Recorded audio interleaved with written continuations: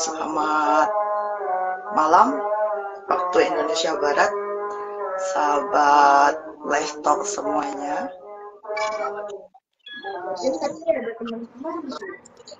Kita sedang menunggu Kak Dea supaya kita bisa segera mulai live kita pada Selamat malam Kak Dea. Selamat malam Kak Wiji. Selamat malam semuanya teman-teman. Ya?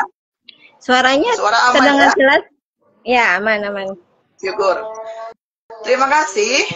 Nah, sekarang saya mau menyapa dulu teman-teman semuanya, sahabat Leso yang sudah bersiaga di depan layar masing-masing. Selamat malam waktu Indonesia Barat. Selamat pagi, selamat petang, selamat siang, dimanapun sudah waktu teman-teman sahabat Lestalk semuanya berada.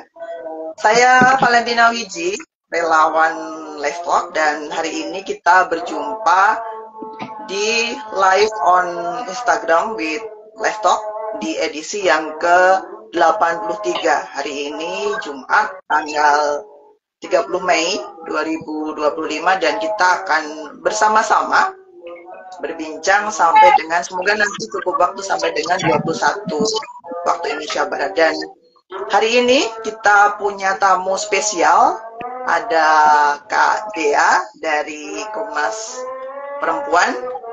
Kak Dea dengan nama asli beliau, nama komplitnya Kak Dahlia Madani SHI MH, dan biasa kami menyapa beliau dengan ringkas saja Kak Dea. Dan hari ini kita akan mengupas satu topik yang kita masih di bulan Mei, sahabat Lestalk semuanya. Kita akan mengupas satu tajuk dengan rumusan yang mungkin ini ya, jadi menggelitik di benak kita. Masih adakah harapan untuk pemenuhan keadilan bagi pelanggaran HAM dan kekerasan seksual massal 1998? Barangkali ada tidak sedikit sahabat Lestalk yang lahir sesudah 98. Nah, semoga perbincangan kita bersama dengan Kak Dia malam hari ini bisa menambah daya baru, pengetahuan baru untuk kemudian menyegarkan ingatan kita semuanya akan pengalaman sejarah bangsa Indonesia kita semuanya di sini. Dan untuk sahabat Lestalk yang mungkin saat ini tidak bisa bergabung, jangan khawatir, arsip video percakapan kita pada malam hari ini nanti akan diunggah ke kanal YouTube Lestalk. Jadi silakan nanti bisa disebarkan ke teman-teman yang mungkin pada saat ini belum bisa bersama dengan kita. Kak Dea, apa kabar hari ini? Alhamdulillah baik, sehat-sehat. Kak Wiji juga mudah-mudahan sehat, bahagia, lancar-lancar untuk kegiatan hari ini. Dan juga bagi teman-teman yang ikut aktif menonton dan ikut live di sini, terima kasih sudah hadir.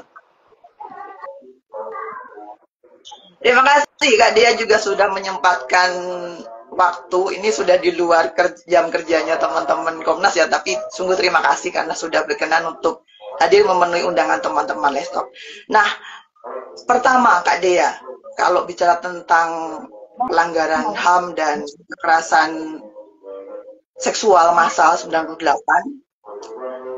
dari pengalaman dari sudut pandang Kak Dea, apalagi sekarang sebagai komisioner di Komnas Perempuan, mengapa topik ini perlu terus-menerus dibicarakan di ruang publik kita bangsa Indonesia?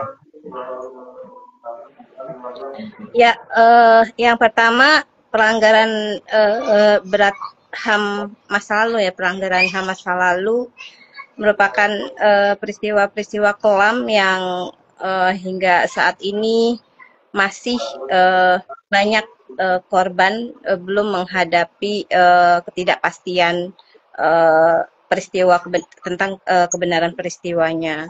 Terus juga masih banyak korban yang belum secara utuh mendapatkan pemenuhan hak-haknya secara komprehensif, baik hak atas kebenaran, hak atas keadilan, ataupun reparasi atau jaminan ketidakberulangan.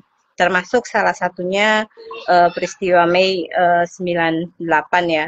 Jadi ini menjadi pelajaran penting buat bangsa ini mengenai untuk terus membahas, untuk terus membicarakan berulang kali setiap tahun untuk menjaga dan merawat ingatan kolektif atau ingatan kita sebagai bangsa agar tidak terjadi pelanggaran-pelanggaran yang terjadi pada masa lalu itu terus diingat dalam benak publik ya, agar tidak terjadi kesalahan yang serupa. Nah, sebuah proses merawat ingatan publik atas peristiwa-peristiwa kelam pelanggaran HAM yang terjadi atau pelanggaran HAM yang tragedi, misalnya tragedi Mei 1998 itu menjadi pengingat buat kita semua, terutama untuk mendukung harapan perwujudan dari harapan-harapan korban yang selama ini terus mereka rawat ya, terus mereka suarakan di berbagai aktivitas atau di berbagai advokasi yang sampai saat ini masih terus untuk didukung. Nah, Komnas Perempuan juga mencatat ya bahwa peristiwa-peristiwa itu memberikan trauma ya, sampai saat ini ada situasi di mana perlindungan korban untuk bersuara, perlindungan korban untuk khususnya untuk perempuan korban atau korban kekerasan seksual ya, itu masih merasa belum aman, dan misalnya masih banyak tuntutan dan stigma kalau memang pelanggaran itu terjadi, mana korbannya, misalnya seperti itu. Untuk menutup dia itu bagian dari hak korban ya untuk tidak, karena memang pada faktanya peristiwa Mei telah dilakukan pengungkapan atau telah dicari fakta-faktanya dan ditemukan oleh tim TGPF namanya, tim pencari fakta, tim gabungan pencari fakta untuk peristiwa-peristiwa yang terjadi di bulan Mei ya. Mungkin itu Kakak.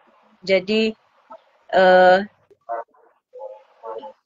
untuk peristiwa Mei ini juga menjadi penting ya, mengingat situasi korban yang sampai saat ini yang sudah belasan tahun atau puluhan tahun itu masih juga ada yang hidup di dalam situasi yang rentan pada stigma, situasi rentan pada kemiskinan, ataupun situasi di mana memang saat ini belum tahu kebenarannya peristiwa-peristiwa yang terjadi. Sebagai keluarga korban misalnya belum tahu di mana anak mereka, atau sebenarnya mengapa mereka menjadi korban. Itu Kakak Wiji. Ya, terima kasih Kak Dea. Nah Kak Dea, kalau bicara 98 kan baru berlalu 27 tahun ya. Ini kalau misalnya disandingkan dengan pengalaman 65 masih relatif baru. Tapi sepertinya tahun 2025 ini di bulan Mei belum banyak atau tidak banyak terdengar ada kegiatan atau peringatan untuk mengingat kembali 98. Menurut amatan atau pengalaman Kak Dea, apa yang membuat situasi ini terjadi? Mengapa itu terjadi, dan kalau misalnya ditemukan, apakah ada problem serius yang melatari situasi ini? Kenapa jadi sepi gitu?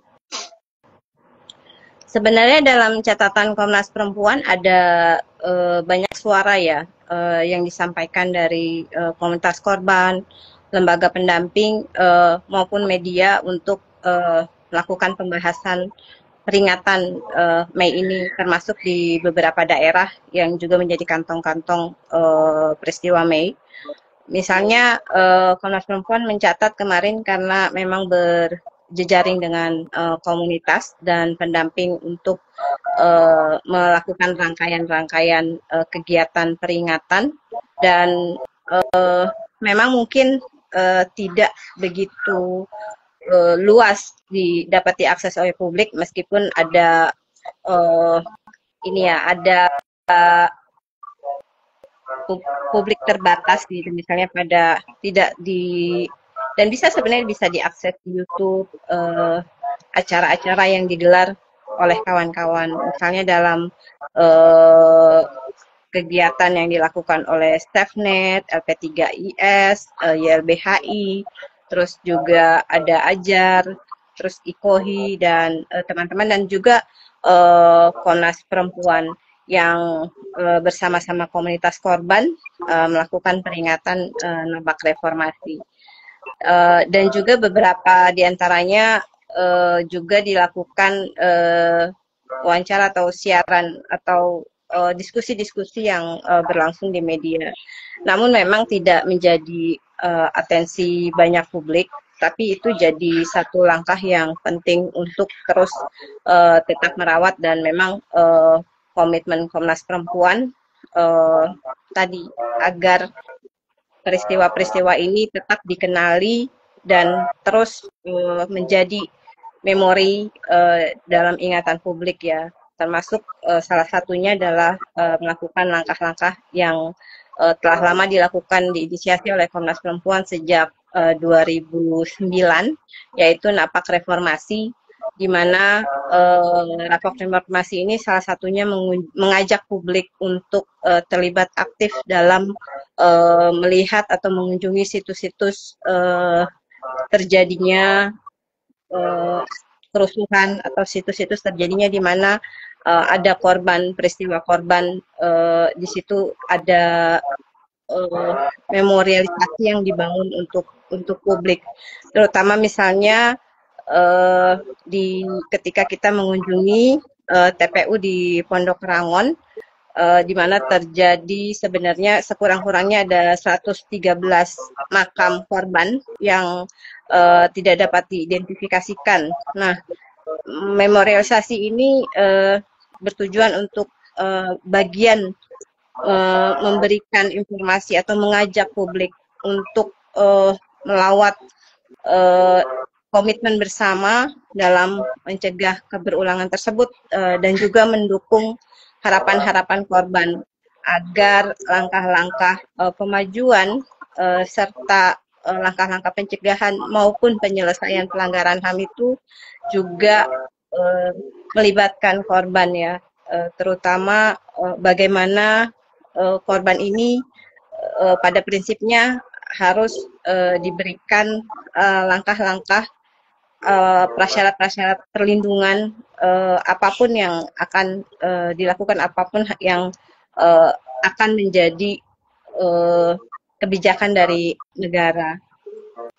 Nah, langkah-langkah ini yang menurut Komnas Perempuan mungkin karena pada situasi pemerintahan ini yang pada awalnya pada 98 kemarin di Oktober, ketika pemilihan pemerintahan terpilih, isu Mei langsung diangkat bukan bagian dari pelanggaran HAM berat. Tentu ini menjadi bagian yang penting untuk kita terus ingatkan kepada negara untuk melanjutkan langkah-langkah penyelesaian baik yudisial maupun non-yudisial, sebagaimana yang telah dikeluarkan pada kebijakan-kebijakan yang dikeluarkan pada periode lalu. Ada pengakuan 12 peristiwa pelanggaran HAM yang telah diakui dan ditindaklanjuti untuk pemerintah melakukan pemenuhan rekomendasi yang telah disampaikan tentunya oleh tim. Begitu, Kakak. Oke. Kak Dea, Komnas Perempuan ini kan baru memiliki komposisi teman-teman komisioner yang baru ya. Kalau bicara lagi 98, sudahkah ada agenda yang baru? Tadi kan yang diceritakan ada kegiatan napak 98 gitu yang juga sudah berlangsung di napak reformasi. Ya, ada kegiatan atau agenda yang baru kah dari teman-teman komisioner yang baru?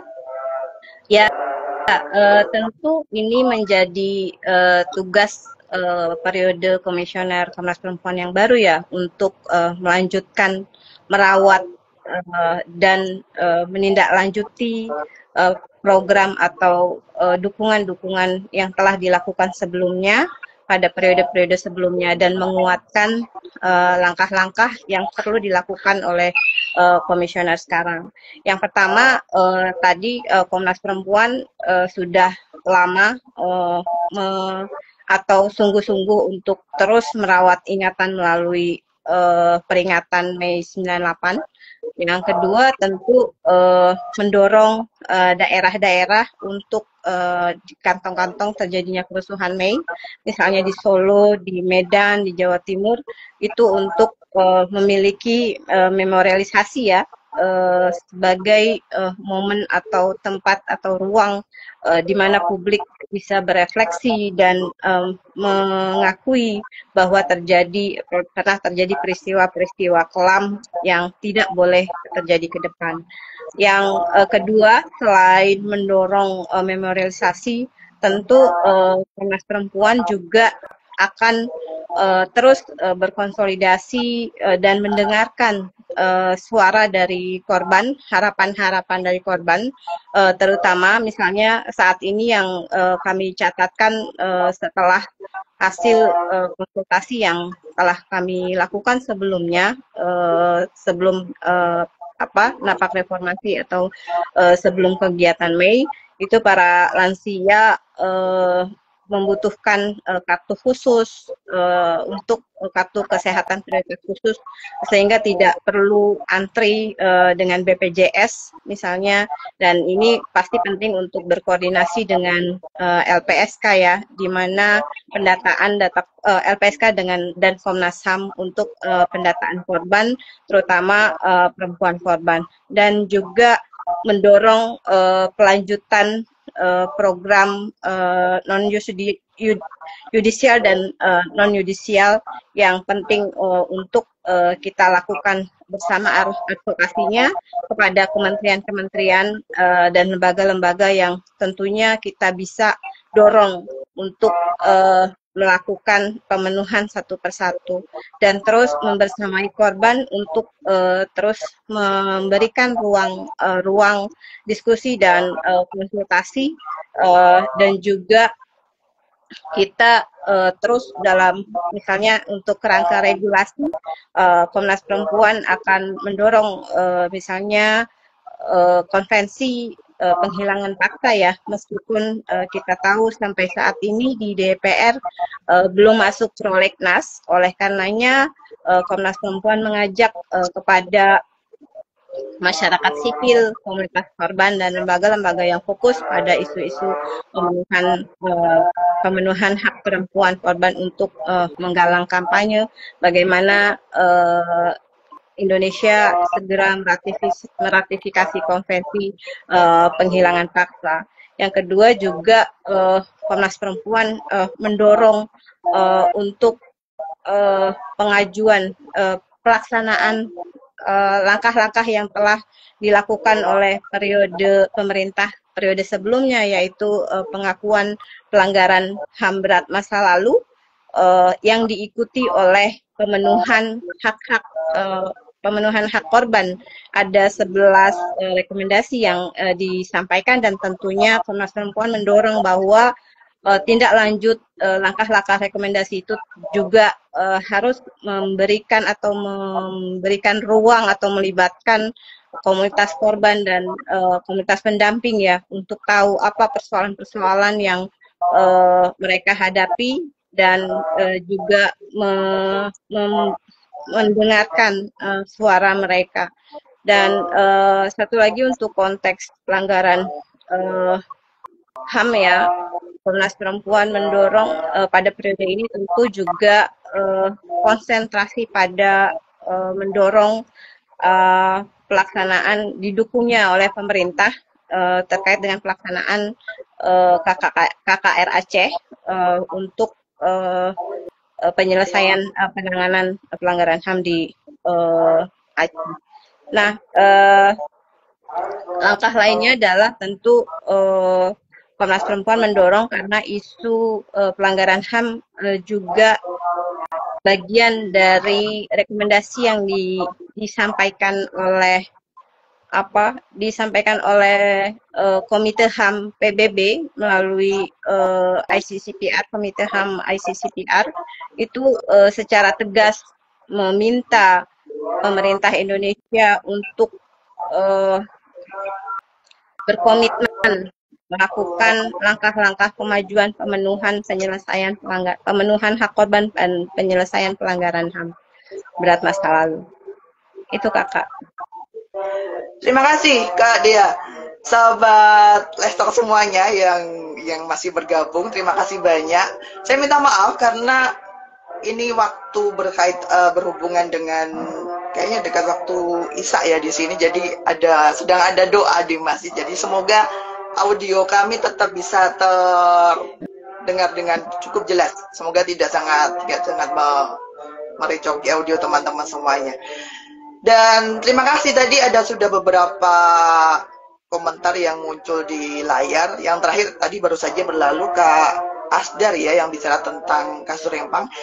Perbincangan kita kali ini akan lebih fokus ke pengalaman 98 Kak Asdar. Jadi nanti terkait dengan Rempang, Kak Asdar juga bisa menghubungi atau bertanya ke teman-teman di Komnas Perempuan di kesempatan yang lain. Semoga nanti tetap bisa dijawab gitu. Kak Dea, terima kasih tadi sudah menjelaskan agenda-agenda yang dimiliki oleh Komnas Perempuan termasuk oleh teman-teman rekan-rekan ibu bapak komisioner yang baru.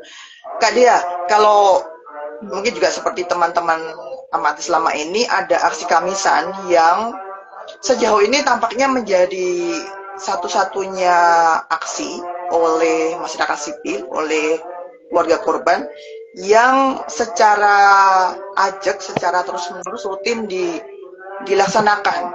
Kalau mungkin juga teman-teman tahu, tanggal 27 Mei yang lalu, teman-teman pejuang HAM baru saja meluncurkan buku Kamisan Orang Silih Berganti, Aksi Ini Tetap Berdiri. Sesudah 800 sekian kali kamisan di depan Istana Negara. Kak Dea, menurut pengamatan Kak Dea, terlebih juga di masa pemerintahan Prabowo yang tadi Kak Dea sebutkan di masa keterpilihannya 2024 yang lalu, awal-awal sudah ngomong ini 98 bukan pelanggaran HAM berat. Menurut Kak Dea, kenapa aksi seperti kamisan terutama menjadi penting dan dibutuhkan di situasi kebangsaan kita sekarang di bawah pemerintahan Presiden Prabowo ini? Ya, buat Komnas Perempuan sangat mengapresiasi dan mendukung ya langkah-langkah sipil dalam menyuarakan dan bersungguh-sungguh secara tegas untuk melakukan langkah-langkah seperti kamisan, strategi-strategi yang penting untuk didengar semua orang, karena memang itu satu-satunya yang dimiliki oleh korban, merawat harapan untuk mendapatkan hak-hak yang seharusnya mereka miliki sebagai warga negara Indonesia, dan tentunya atas peristiwa-peristiwa yang terjadi mereka juga berhak mendapatkan pemulihan, ganti rugi, dan juga jaminan ketidakberulangan, bukan saja buat korban tapi juga buat bangsa ini. Langkah aksi kamisan ini tentu seharusnya mendapatkan apresiasi karena di mana lagi ada suara korban bisa kita dengar. Dan melalui ruang peringatan-peringatan ini sepertinya seharusnya menjadi bagian refleksi dari pemerintahan ya untuk mendukung atau menindaklanjuti langkah-langkah yang menjadi harapan korban. Karena tentunya kenapa bertumpu pada pemerintah, karena memang pemerintah punya kewajiban yang dimandatkan oleh konstitusi dan juga oleh dokumen-dokumen yang telah menjadi komitmen negara, misalnya komitmen untuk dokumen-dokumen internasional yang tertuang dan sudah diratifikasi menjadi hukum nasional. Langkah-langkah untuk memberikan edukasi publik. Jadi aksi yang digelar oleh masyarakat sipil tentu buat Komnas Perempuan itu bagian dari pendidikan publik, baik untuk masyarakat sipil maupun penyelenggara negara untuk belajar dan mendengarkan, memahami apa yang seharusnya dilakukan, langkah-langkah yang dilakukan dalam memberikan pemenuhan hak korban. Misalnya terkait dengan akses keadilan ya. Nah, di dalam akses keadilan ini proses-proses yang penting untuk diberikan, misalnya penyelesaian hukum, terus juga meminimalkan pada perlindungan dan resiko yang dialami korban ketika misalnya pendataan terkait korban pelanggaran HAM dan bagaimana pendampingan untuk korban pelanggaran HAM untuk mendapatkan hak-haknya, baik hak-hak terkait dengan pemulihan fisik, pemulihan kesehatan maupun pemulihan dalam konteks luas di mana dia mendapatkan situasi yang seharusnya seperti semula sebelum dia menjadi korban dalam konteks pengembalian misalnya pekerjaan, pengembalian harta benda, atau juga konteks kerugian-kerugian material yang selama ini mereka keluarkan, atau stigma, mengurangi stigma-stigma dan stereotip atau bentuk-bentuk diskriminasi yang dialami oleh para perempuan korban khususnya. Oleh karena itu ini aksi-aksi atau kegiatan-kegiatan advokasi untuk pemajuan pemenuhan korban, hak-hak korban itu seharusnya ditanggapi dengan secara konstruktif ya, karena bagian dari upaya untuk merawat bahwa bangsa ini tidak boleh pernah mengalami hal-hal yang bahkan memberikan peristiwa yang kelam buat bahkan ribuan orang dan justru dampaknya bisa sangat personal.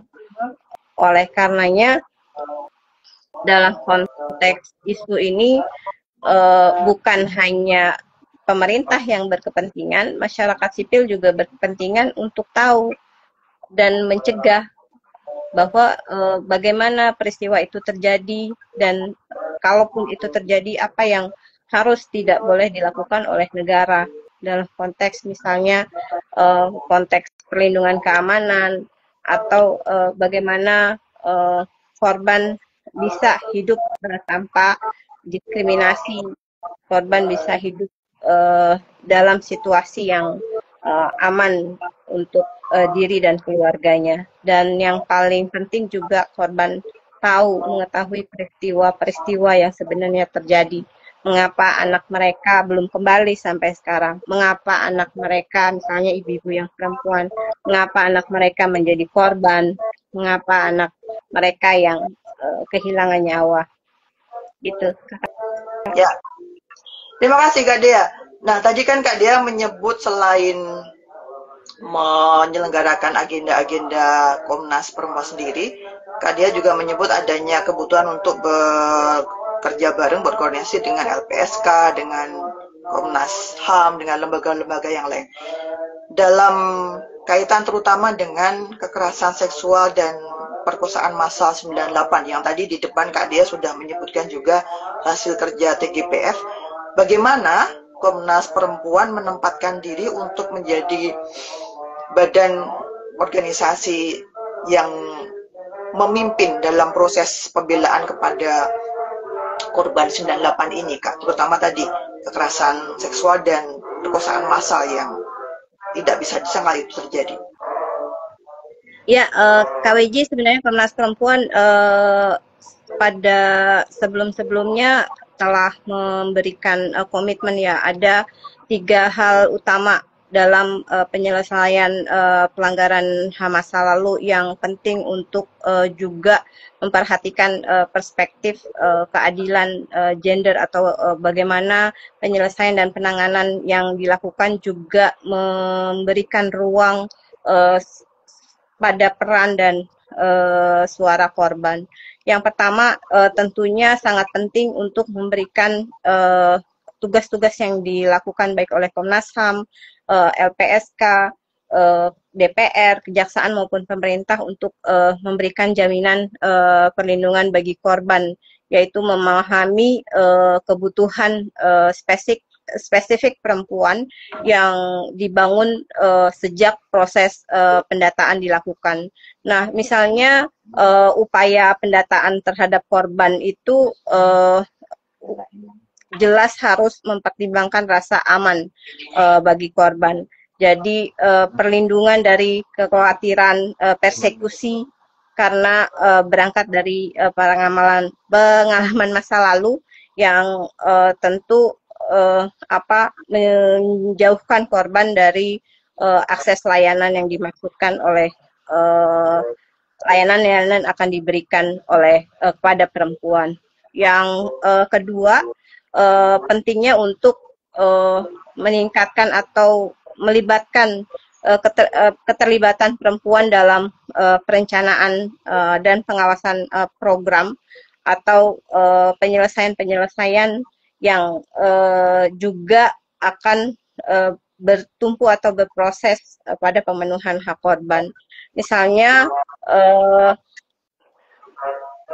pada kasus-kasus pelanggaran HAM mereka kerap menjadi korban kekerasan seksual, sehingga korban kekerasan seksual ini menjadi salah satu bagian yang digunakan dalam berbagai situasi konflik di mana perempuan dijadikan target ya untuk tindakan-tindakan kekerasan seksual. Oleh karenanya Komnas Perempuan mendorong langkah-langkah untuk pemenuhan pendataan serta melibatkan korban itu juga terutama pada langkah awal itu melakukan mendengarkan duduk bersama korban. Yang selanjutnya buat Komnas Perempuan itu penting untuk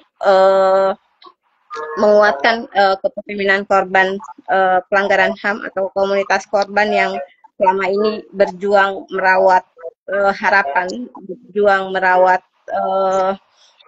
ingatan publik untuk tetap berdiri tegak, menyuarakan pentingnya jaminan ketidakberulangan pada bangsa ini. Sebagaimana kita ketahui bahwa di TPU Ranggon itu adalah inisiasi dari korban ya, sebagai bentuk memorialisasi yang diinisiasi oleh perempuan korban, sehingga upaya-upaya untuk langkah-langkah pemulihan seperti memorialisasi yang dilakukan itu memang berdasarkan pada kebutuhan korban. Nah, oleh karenanya Komnas Perempuan tentu akan terus berkoordinasi dengan Komnas HAM, LPSK maupun lembaga-lembaga pemerintahan ya di kementerian dan DPR untuk mengawal ini terus ke depan. Gitu Kakak. Oke, Kak Dea. Terima kasih sudah menjelaskan kira-kira posisi Komnas Perempuan bagaimana akan memimpin agenda pembelaan korban ini. teman-teman sahabat Lestalk semuanya yang sudah bergabung dan masih bertahan, terima kasih yang sudah membagikan komentar juga. Tadi ada Kak Bungalam, dia mengatakan kenapa sepi sesi kita. Semoga lebih banyak lagi teman yang bisa bergabung, dan silakan ajak teman-teman lain untuk segera bergabung. Semoga bukan karena tadi kata Kak Bungalam isu perempuan tidak menarik, padahal masih banyak kekerasan dan pelanggaran HAM yang dialami oleh perempuan. Semoga bukan indikator ke sana, karena bisa jadi beberapa teman masih punya agenda yang lain, dan beberapa yang lain mungkin juga belum mendapatkan informasi tentang sesi kita. Jadi semoga tidak mengecilkan semangat teman-teman semuanya untuk terus menjadi bagian pembelaan kepada korban pelanggaran HAM 98. Kak Dea, balik lagi, kalau bicara tentang pengalaman sekitar 98, baru-baru ini muncul wacana dan kemudian beberapa hal yang terjadi di sekitar usul menjadikan Soeharto, presiden yang kemudian masih ada di 98, sebagai pahlawan nasional. Menurut Kak Dea, dari pengalaman Kak Dea sendiri, apa yang melatar situasi ini, dan kira-kira bagaimana dampaknya, pengaruhnya kepada upaya-upaya untuk membela hak korban dan penyintas pelanggaran HAM kekerasan seksual 98, Kak Dea? Karena ini sadar sekali, sampai kadang-kadang di belakang truk itu masih muncul meme enak zamanku toh, gitu-gitu. Kira-kira seperti apa itu situasinya, Kak Dia, terkait dengan usulan pemahlawanan Soeharto, presiden ketika itu? Baik, Komnas Perempuan memang belum mengeluarkan pernyataan resmi terkait hal ini, tapi Komnas Perempuan mendorong pemerintah untuk fokus pada langkah-langkah penyelesaian kasus-kasus pelanggaran HAM, dan juga fokus pada konteks pemenuhan hak korban. Karena untuk isu ini memang jadi di luar dari harapan korban ya. Komnas Perempuan melihat bahwa hal-hal yang penting untuk justru ditindaklanjuti adalah yang menjadi kewajiban dan tanggung jawab negara dalam pemenuhan hak korban, terkait dengan remedi ganti rugi, terkait dengan hak kepuasan untuk diberikan pada korban, dan juga langkah-langkah yang setidaknya telah dicapai di periode sebelumnya. Jadi buat Komnas Perempuan, isu-isu untuk gelar pahlawan juga masih banyak hal yang penting yang dilakukan oleh pemerintah daripada fokus pada isu tersebut. Oleh karena itu memang Komnas Perempuan tidak fokus pada konteks bagaimana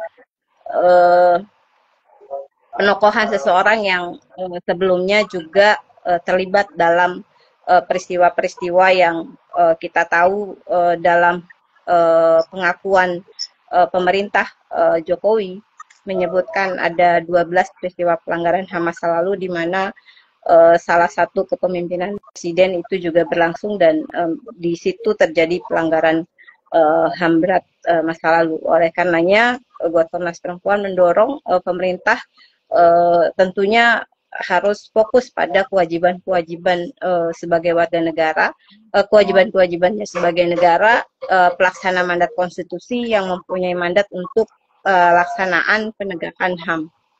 Itu sih Kakak.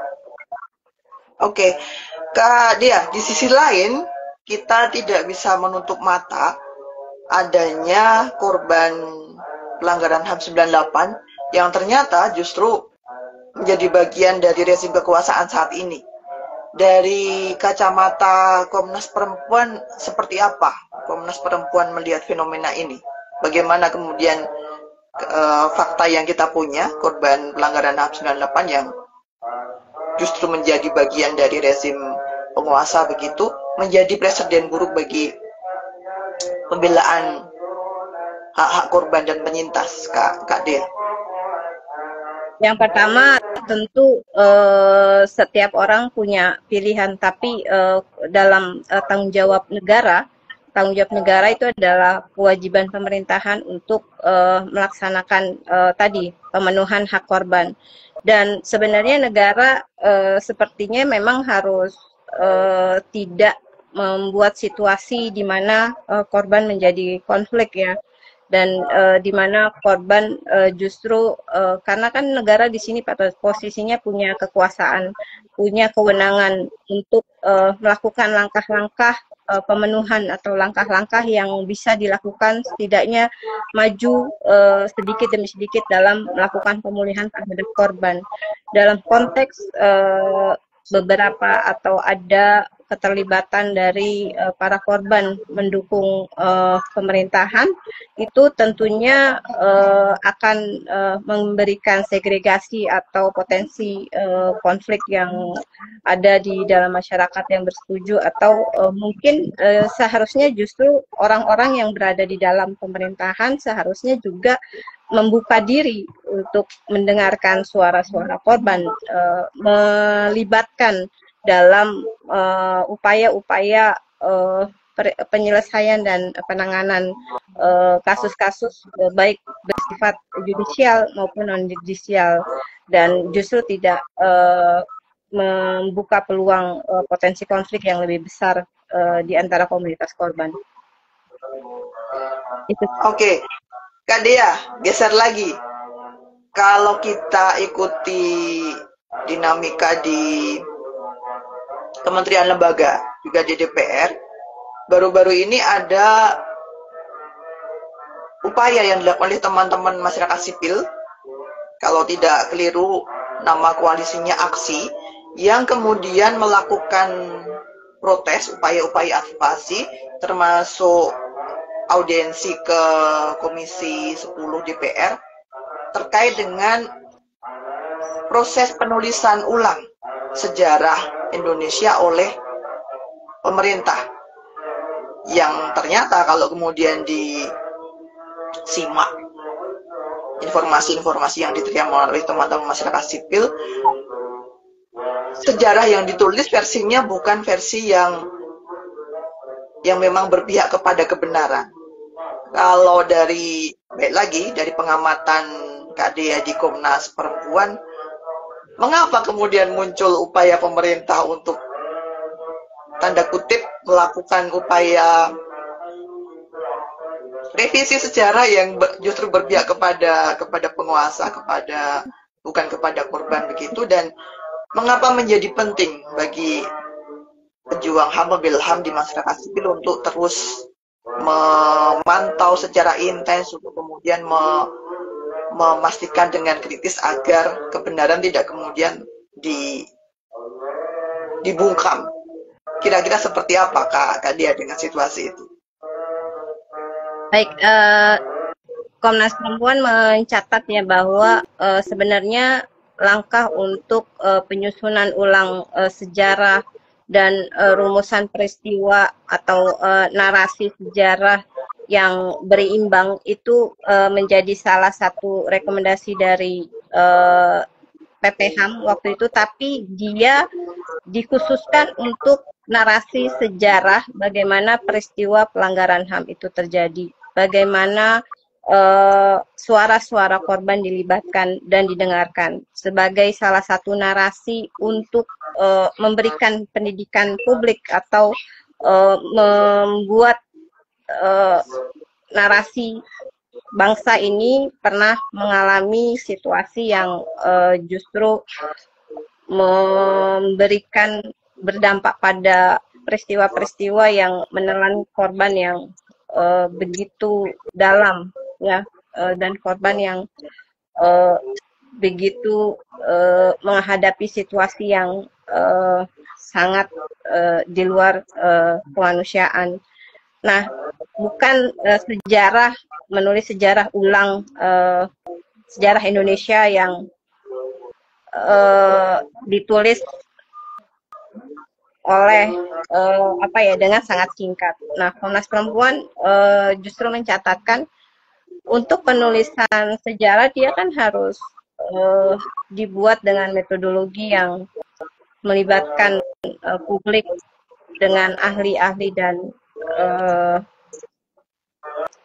dengan jangka waktu yang panjang yang penting untuk mendapatkan narasi utuh atas peristiwa-peristiwa sejarah yang berlangsung di Indonesia ya tentunya. Dan tentu itu menjadi bagian dari jati diri bangsa atau bagian dari hal-hal yang seharusnya menjadi upaya pendidikan publik untuk mengetahui. Nah, kalau misalnya narasi itu dilakukan dalam waktu yang singkat dan belum atau tidak melibatkan banyak suara publik, terutama Komnas Perempuan mengkhawatirkan ya misalnya ada informasi bahwa di dalam hotline itu untuk sejarah yang juga mendengarkan suara perempuan, gerakan perempuan, baik dimulai dari awal sejarah kemerdekaan maupun pasca kemerdekaan dan ketika berlangsung gerakan-gerakan perempuan dengan suara-suara kritisnya itu dihilangkan, justru dia akan menggelapkan atau justru akan berpotensi situasi yang tidak menguntungkan ya untuk kesejarahan bangsa ini, karena kontribusi kebangsaan dari gerakan perempuan khususnya dalam membangun situasi pemberdayaan dan situasi nalar kritis oleh gerakan perempuan pada kebijakan-kebijakan negara yang justru meminggirkan perempuan itu seharusnya juga menjadi bagian narasi yang diketahui oleh bangsa ini atau generasi masa depan. Oleh karenanya kalau dia bersifat pendek, singkat, dan tidak melibatkan banyak pihak, terutama suara-suara perempuan, justru sangat mengkhawatirkan. Gitu kakak. Kak Dea, di Komnas Perempuan sendiri adakah agenda atau rencana untuk melakukan mobilisasi sumber daya bagi upaya penulisan sejarah Indonesia yang lebih komprehensif, lebih detail, terutama terkait dengan pelanggaran HAM dan kekerasan seksual yang dialami oleh perempuan begitu? Adakah?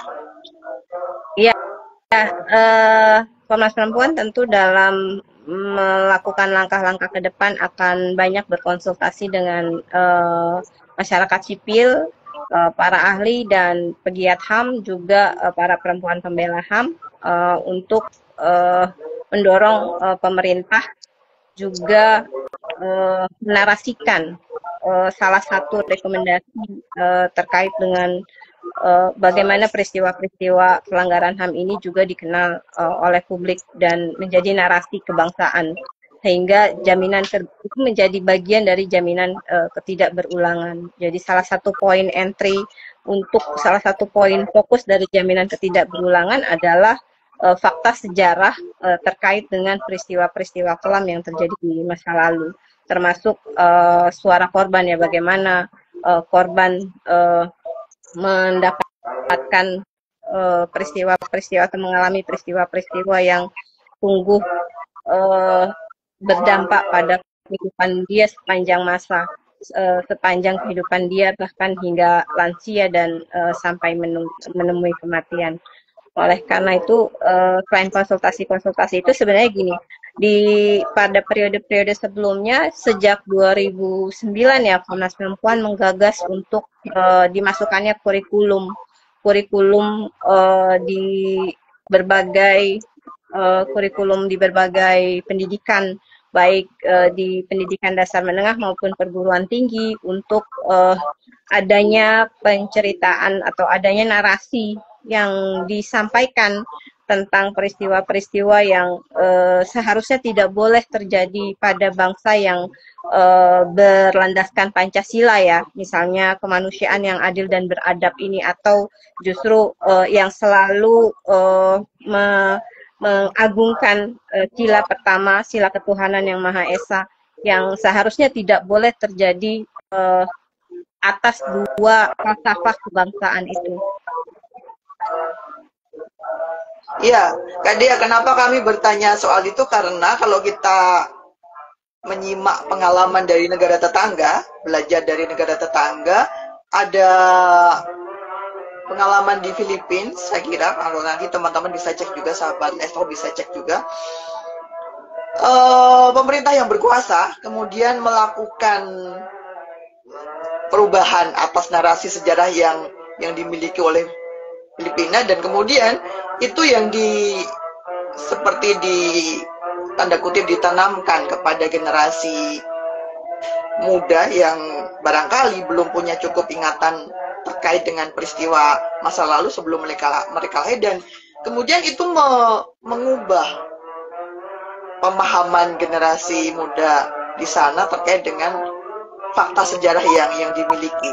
Nah, kami sebagai Lestok ini kan salah satu simpul teman-teman masyarakat sipil, simpul relawan yang berusaha untuk mendukung, menyumbang kepada produksi pengetahuan yang kemudian disebarkan secara luas, secara pro bono kepada khalayak seluas mungkin untuk tadi merawat ingatan. Nah, semoga ke depan nanti kalau tadi Kak dia sudah menyebutkan beberapa hal begitu, ada upaya juga untuk jangan sampai pengalaman yang dimiliki oleh Filipina itu terjadi di kita, kakak komisioner Kak Dia dan teman-teman yang di periode ini 2025 sampai dengan 2030.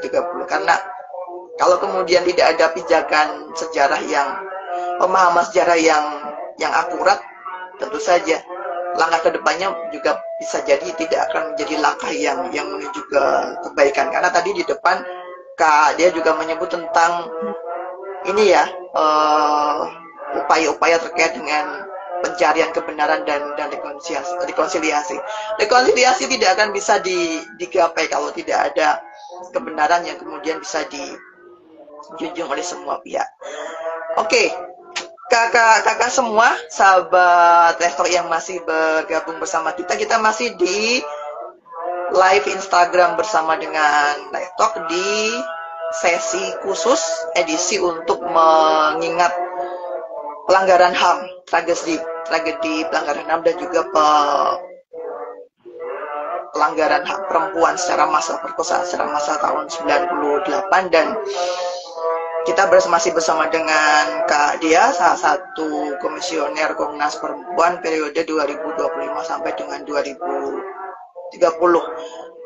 Kita masih di topik itu, jadi terima kasih juga kakak-kakak yang tadi sudah menambahkan pertanyaan, tetapi untuk beberapa pertanyaan yang secara umum terkait dengan kerja-kerja Komnas Perempuan, termasuk yang tadi disampaikan oleh Kak Nabila tentang bagaimana sulitnya advokasi ke Polres terkait dengan kasus-kasus terkini.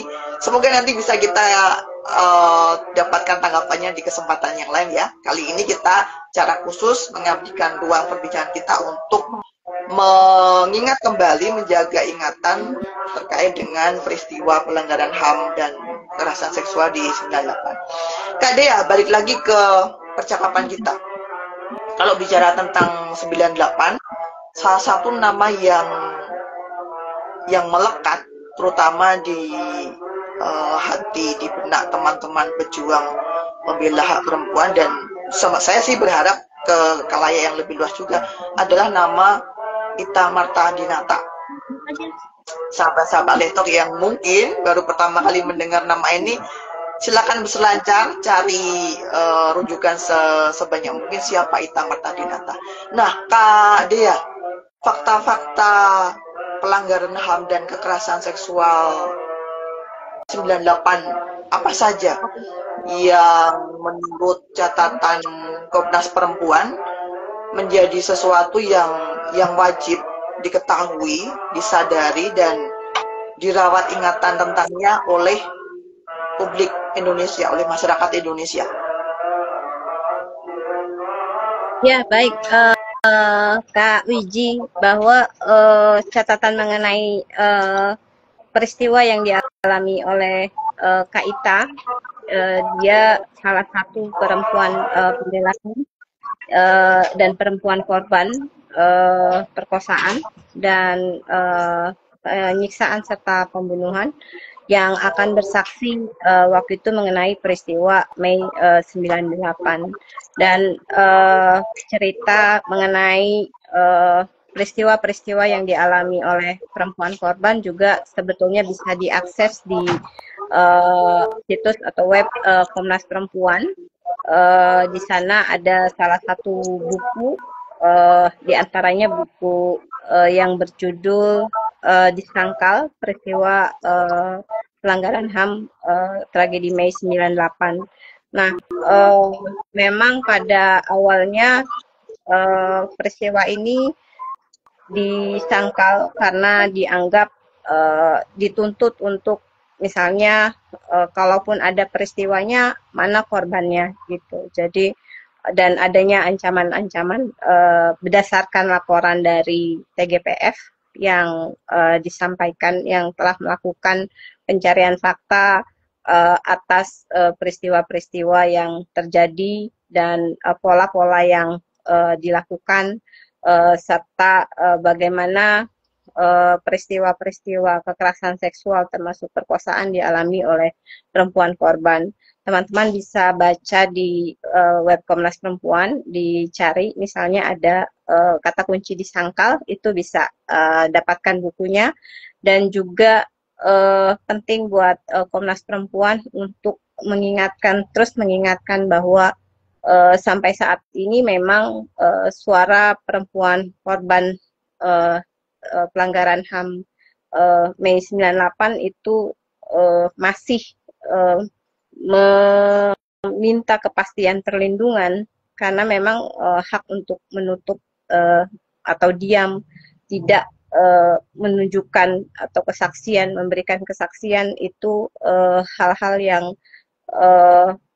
masih menjadi kekhawatiran bagaimana perlindungan yang dapat diberikan atau jaminan kepada mereka baik dari lembaga negara maupun publik ya. Oleh karenanya memang situasi ini juga menjadi hal yang terus dijaga oleh Komnas Perempuan untuk terus mengingatkan bahwa peristiwa ini tidak harus menunjukkan di mana korban atau siapa saja korban, tapi juga karena sudah ada tim pencarian faktanya yang telah menemukan sejumlah korban untuk peristiwa-peristiwa yang terjadi. Yang penting adalah bahwa peristiwa ini tidak boleh terjadi kembali. Peristiwa ini tidak boleh terulang. Jadi betul mengapa peristiwa ini misalnya sebagian besar adalah perempuan etnis Tionghoa dan juga mungkin ada juga perempuan-perempuan yang juga dari maksudnya WNI, mereka juga WNI, tapi juga mengalami kekerasan seksual dan perempuan etnis Tionghoa ini menjadi sasaran dan target karena diskriminasi rasial yang begitu kuat dan stigma yang sehingga perempuan sebagai korban itu target dan mengalami diskriminasi berlapis sehingga memang langkah-langkah penting yang dilakukan Komnas Perempuan untuk mendorong pemerintah untuk terus merawat dan berkomitmen pada prinsip-prinsip non-diskriminasi baik jenis kelamin, diskriminasi rasial, jenis kelamin, etnik, sehingga tujuan untuk cita-cita kebangsaan ini juga berpijak pada situasi yang tidak melakukan atau tidak melegitimasi tindakan pelanggaran HAM atas nama kekuasaan. Nah, itu yang terkait dengan konteks peristiwa pelanggaran kekerasan tragedi Mei 98 gitu Kak.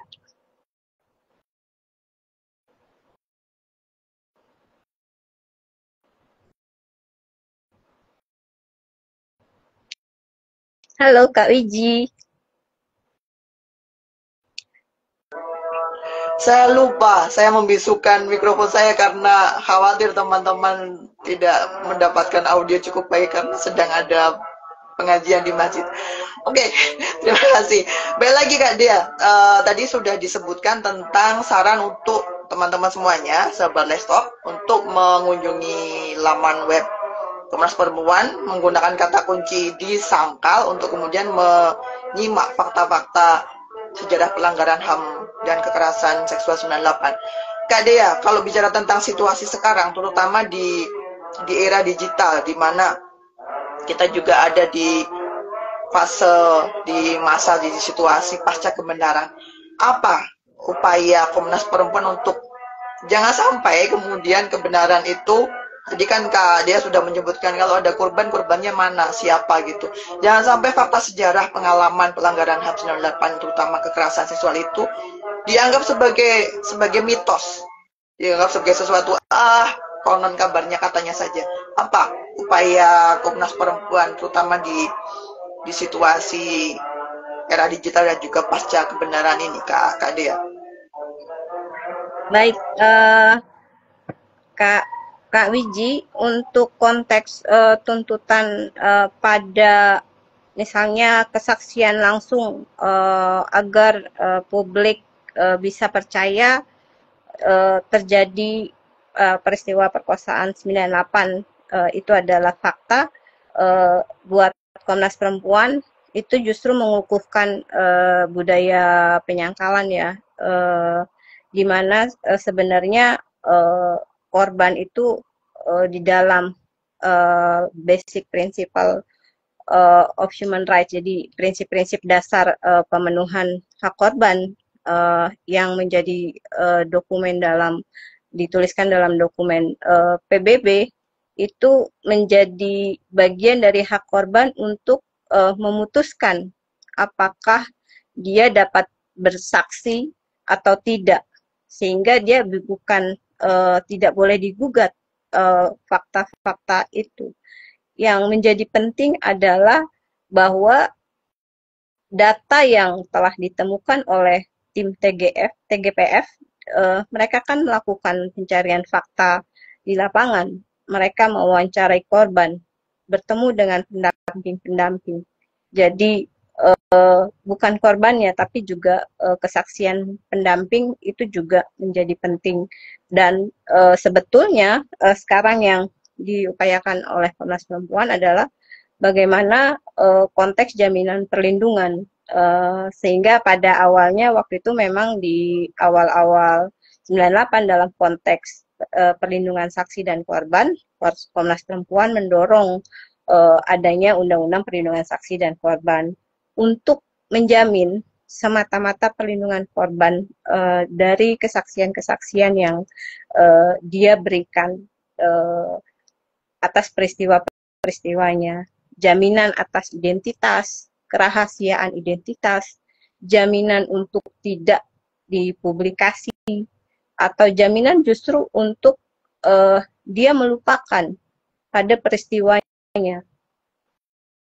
Meskipun ada, jadi korban itu bisa menceritakan, bisa ditemukan sebagai fakta, tapi dia juga tidak, dia bisa untuk menolak, untuk punya hak melupakan.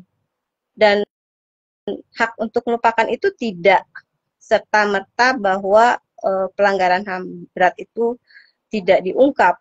Ada banyak prasyarat pemenuhan penyelesaian dan penanganan baik yudisial itu dan maupun non yudisial itu yang harus menjamin kerahasiaan identitas korban.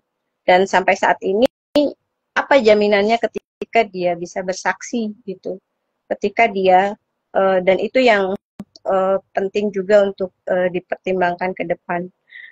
yang buat Komnas Perempuan langkah-langkah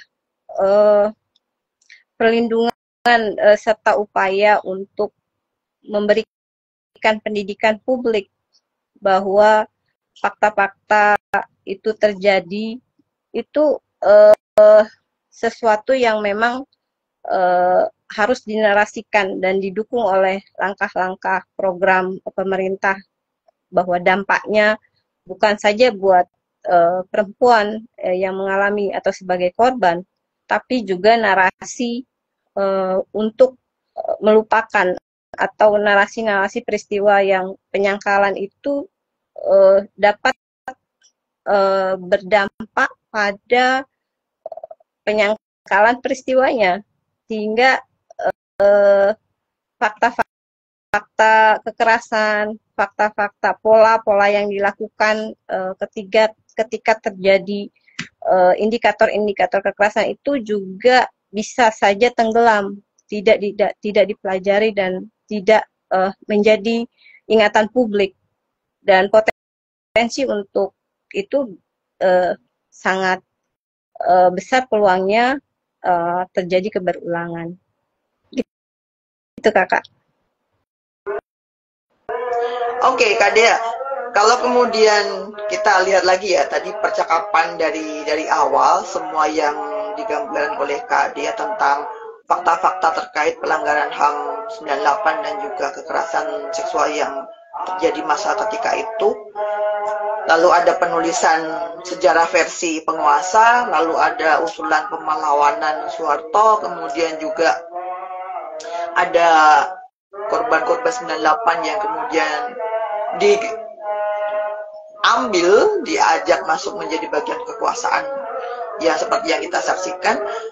Menurut Komnas Perempuan, Kak Dia ada di sana, bagaimana semua ini menggambarkan keberpihakan posisi rezim Prabowo terhadap fakta pelanggaran HAM 98, kekerasan seksual 98, dan penegakan HAM serta pembelaan kepada korban. Kemudian bagaimana situasi itu membawa tantangan untuk Komnas Perempuan, dan selanjutnya seperti apa Komnas Perempuan dengan Kak Dea dan kawan-kawan sebagai komisioner melakukan negosiasi untuk mengatasi tantangan-tantangan yang muncul itu. Kak Dea. Baik Kak Wiji, bagi Komnas Perempuan tegas ya, siapapun pemerintahan yang ada sekarang, siapapun berlatar belakang apapun, dari partai manapun atau dari situasi manapun, sebagai pemerintah dia punya kewajiban dan tanggung jawab sebagaimana dimandatkan oleh kerangka hukum nasional, itu yang pertama. Yang kedua juga pada komitmen-komitmen pemenuhan komitmen negara pada instrumen hak asasi manusia yang telah menjadi komitmen lembaga ini sebagai bagian dari internasional, dunia internasional. Itu yang pertama.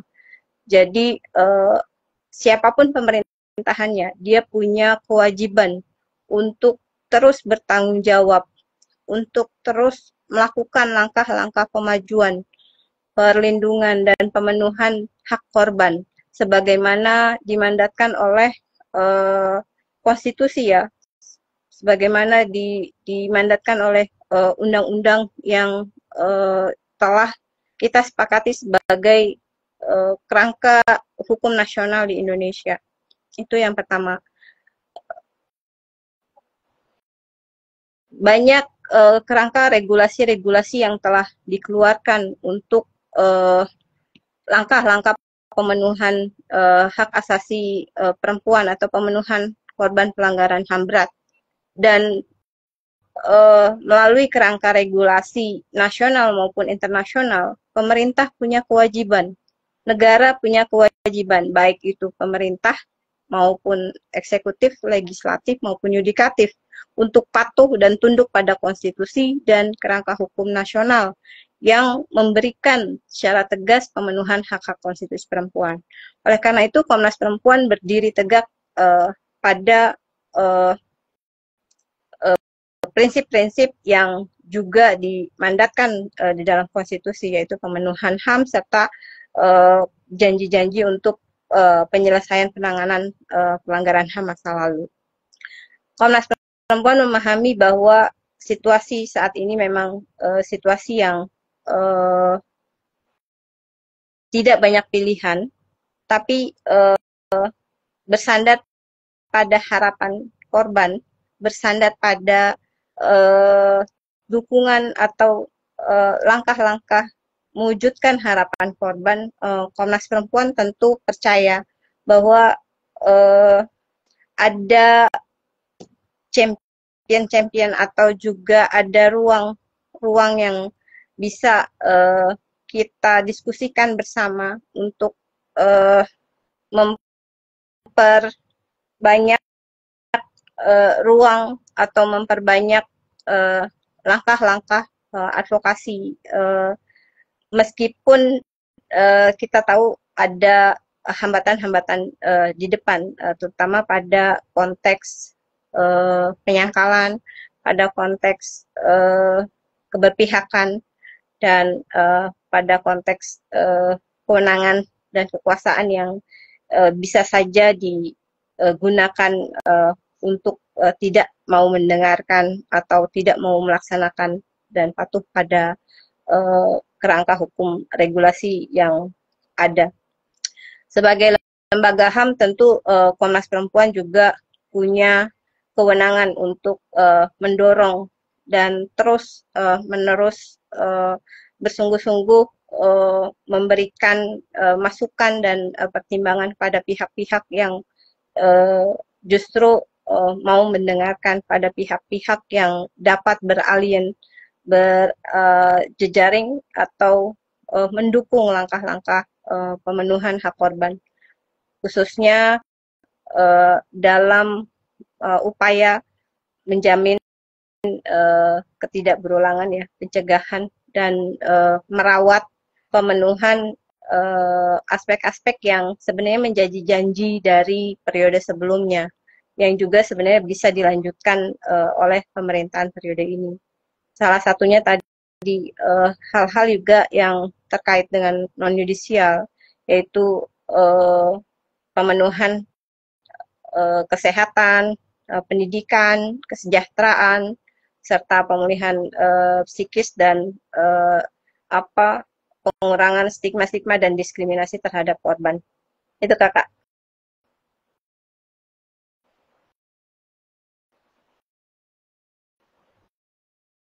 Kakak Wiji.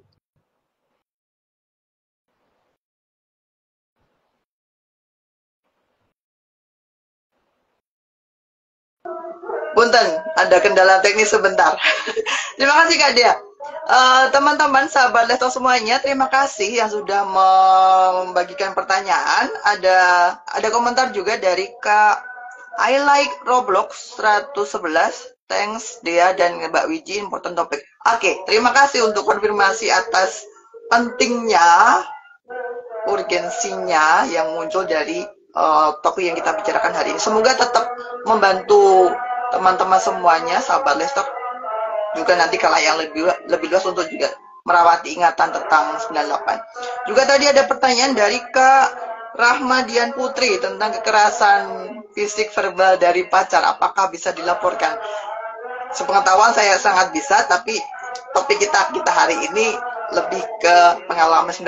Jadi Kak Rahmadian Putri, silakan berselancar di kanal-kanal Komnas Perempuan dan temukan saluran untuk melaporkan, tapi jangan didiamkan, terus semua perlu dilaporkan. Kak Dea, balik lagi ke topik kita. Kalau kita amati, sesungguhnya gerakan perempuan Indonesia itu kan mengalami penguatan ya pasca reformasi 98 juga. Soal ideologi, soal agenda advokasi, juga secara kelembagaan ada banyak kemajuan. Tapi mengapa kalau bicara tadi pengalaman yang disampaikan Kak Dea terkait 98, ada proses yang bisa dikatakan tersendat di sana untuk membela korban, terutama perempuan yang menjadi korban di 98. Apa yang membuat situasi itu Kak Dea? Di satu sisi ada kemajuan pergerakan, tapi di sisi lain ada seperti kemandekan atau hambatan dalam membela korban.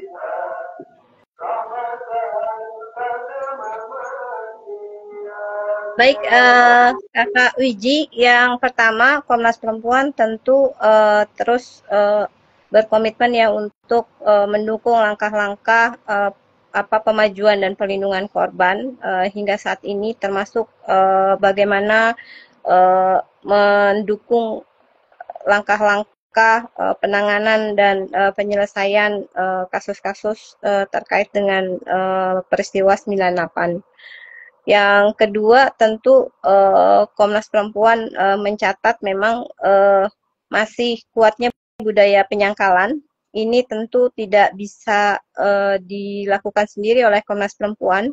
Upaya-upaya kampanye membangun narasi publik dan bisa juga dilakukan dengan kolaborasi bersama antara Komnas Perempuan dengan komunitas korban maupun universitas atau akademisi maupun komunitas-komunitas yang juga punya konsentrasi untuk mendukung langkah-langkah perbaikan penanganan. Dan juga Komnas Perempuan juga turut mendorong pemerintah daerah dalam melakukan ini ya, mendorong memorialisasi 98 di berbagai daerah, sehingga itu juga menjadi bagian narasi untuk membangun narasi publik terkait dengan peristiwa ini, sehingga budaya penyangkalan itu menjadi bagian yang penting untuk dipelajari dan tidak menjadi semakin kuat untuk langkah-langkah penyangkalan itu.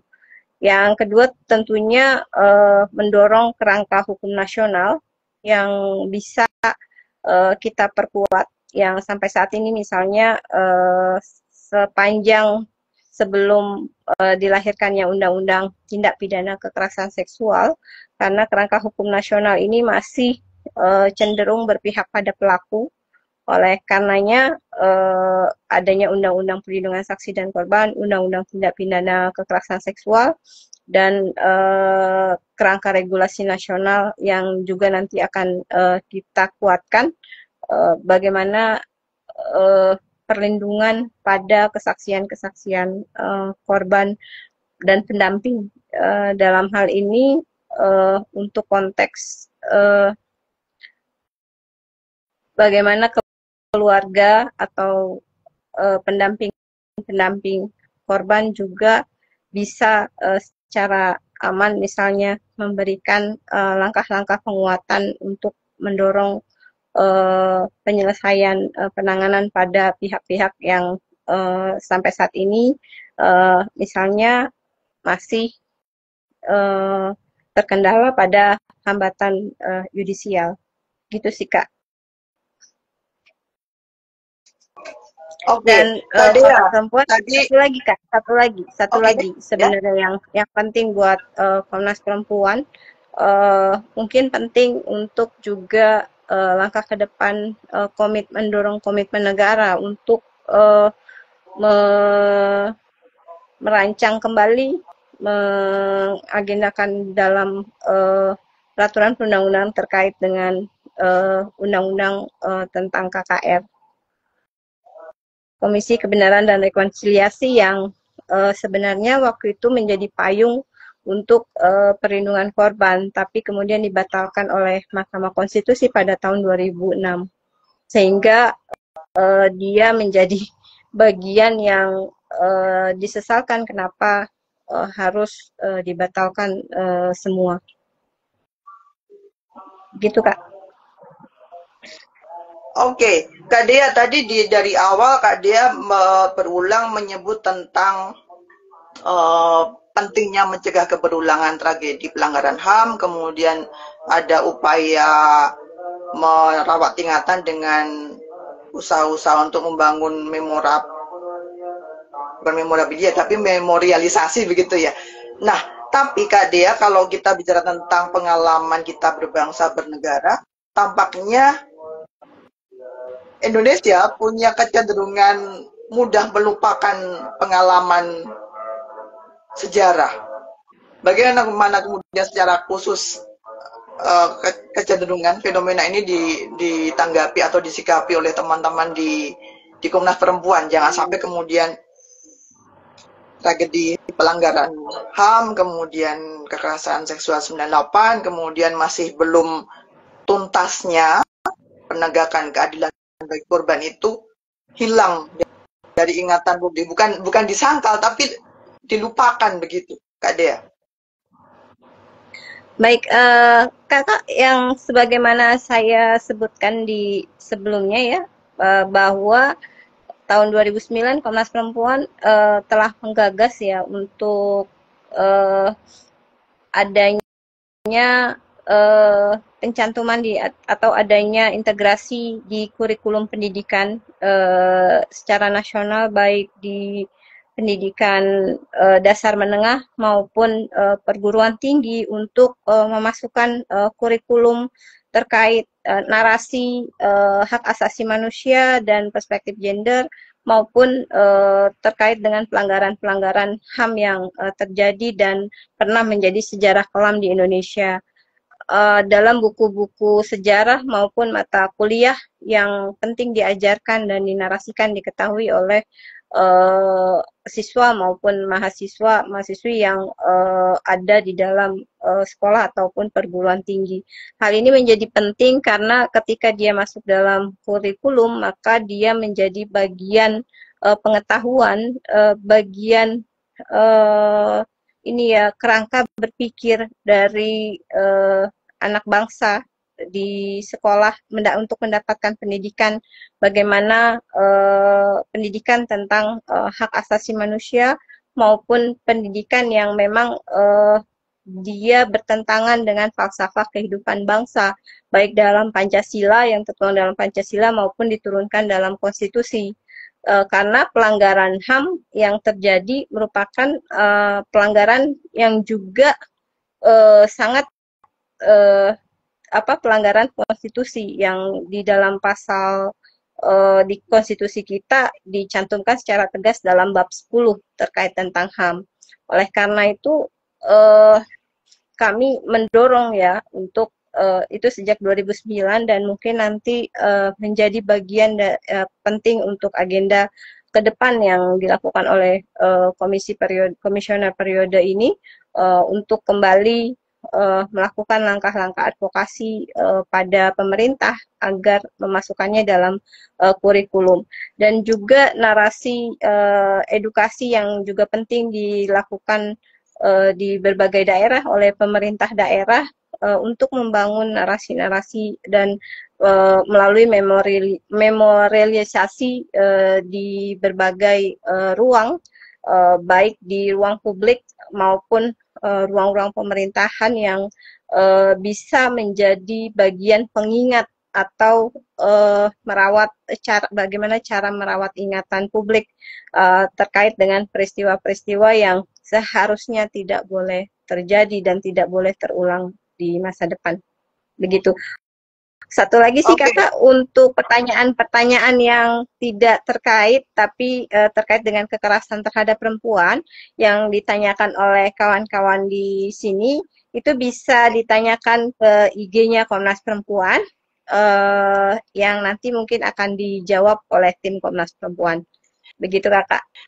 Noted, Kak Dea. Tadi juga di kolom chat sudah ada teman juga yang membantu Kak Rahmadian tadi menjawab pertanyaan bagaimana melaporkan kekerasan yang dialami atau yang disaksikan begitu.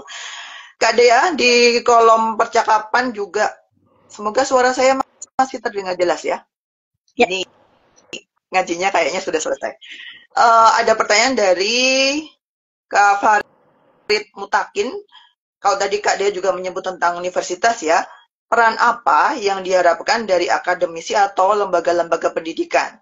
Mungkinkah mendorong pusat studi khusus tentang memori sejarah di Indonesia, Kak Dea?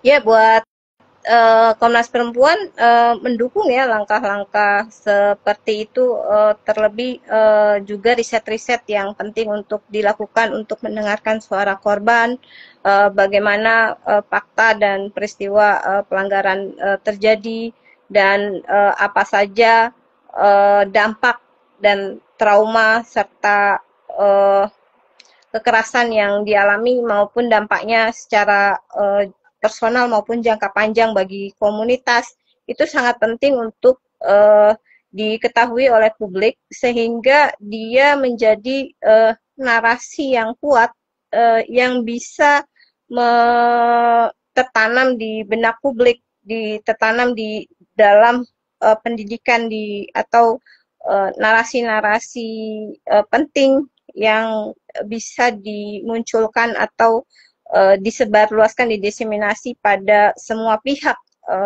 yang juga menjadi bagian penting karena pelanggaran HAM bisa saja terjadi dan dialami oleh siapapun dan dimanapun. Oleh karenanya riset-riset atau penggalian pengetahuan dan pengalaman dari korban itu sangat penting untuk dikenali oleh publik untuk mengetahui bahwa begitu dalamnya dampak yang bisa dialami dan begitu panjangnya lapisan-lapisan persoalan dan dampak-dampak yang terus yang dialami oleh korban bukan hanya pada satu elemen, tapi dia juga bisa berlapis dan panjang. Begitu Kak? Terima kasih Kak Dia. Ini terakhir sebelum kita tutup nanti sesi percakapan kita saat ini. Kak Dia, balik lagi ke tajuk percakapan kita hari ini. Pertanyaan, mungkinkah masih ada harapan untuk penegakan HAM di sekitar kasus pelanggaran HAM 98, kasus kekerasan seksual 98, dan kemudian bagaimana kalau kita bicara celah, masih adakah celah di sana? Ringkas Kak Dea, jawaban atas pertanyaan itu. Ya, kalau ditanya masih adakah harapan, justru harapan itu yang harus terus kita jaga dan kita dukung. Karena sampai saat ini yang paling gigih dan terus menyalakan semangat atau harapan-harapan itu dapat terwujud adalah korban dan para pendamping dan para perempuan pembela HAM selama ini. Karena memang itu jadi satu modalitas bukan saja untuk kepentingan korban, tapi untuk kepentingan bangsa ini, untuk kepentingan generasi ke depan dan untuk kepentingan bagaimana langkah-langkah harapan itu justru sebagai cita-cita kebangsaan ya, yaitu manusia yang bermartabat dan sesuai dengan falsafah Pancasila, yaitu kemanusiaan yang adil dan beradab. Nah, celah yang bisa dilakukan ke depan oleh karenanya memang di tengah situasi yang kita tahu semua ada hambatan di depan, kita memang perlu membuka ruang-ruang pintu yang lebih banyak untuk menggugah pionir-pionir atau menggugah ahli, menggugah para penyelenggara negara yang dapat bekerja sama yang dengan tangan terbuka untuk mau mendengarkan, mau berkolaborasi, melakukan langkah-langkah pemajuan sebagai bentuk tanggung jawab negara dan juga sebagai bentuk upaya yang tugas yang seharusnya dilakukan oleh penyelenggara negara. Komnas Perempuan tentu akan melihat peluang-peluang yang bisa dibuka di depan, baik di tingkat nasional maupun di daerah, untuk bersama-sama tentunya dengan melibatkan dan dukungan dari suara korban, Kak. Begitu, Kak. Terima kasih, Kak Dea. Sekali lagi, sungguh terima kasih untuk kesediaan membagikan waktu, berbagi ke sahabat Lestalk semuanya yang hadir di menyimak live Instagram kita kali ini, khusus spesial istimewa terkait dengan pelanggaran HAM dan kekerasan seksual 98. Semoga yang sudah dibagikan oleh Kak Dea tadi bisa menguatkan ingatan dan niat baik kita untuk terus mengupayakan pembelaan hak korban 98.